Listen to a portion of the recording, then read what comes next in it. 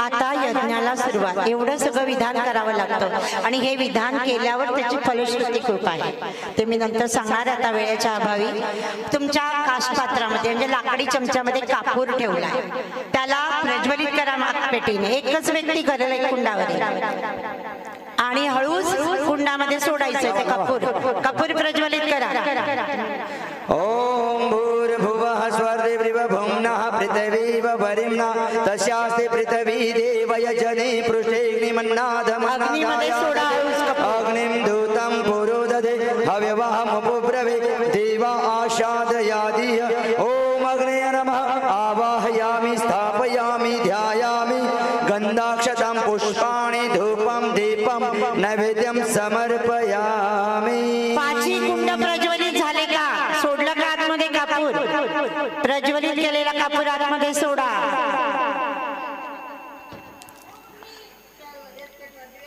दिवे कोणीही प्रज्वलित करू नका. अग्नीला बाहेर एक चमचा पाणी अर्पण करा.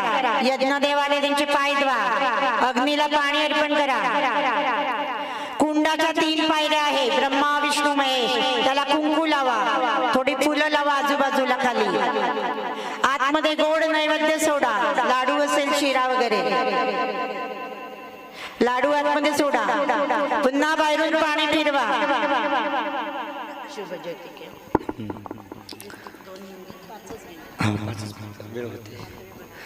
गायत्री स्तवनम. सगळ्यांनी नैवेद्य सोडा आतमध्ये. शिरा लाडू.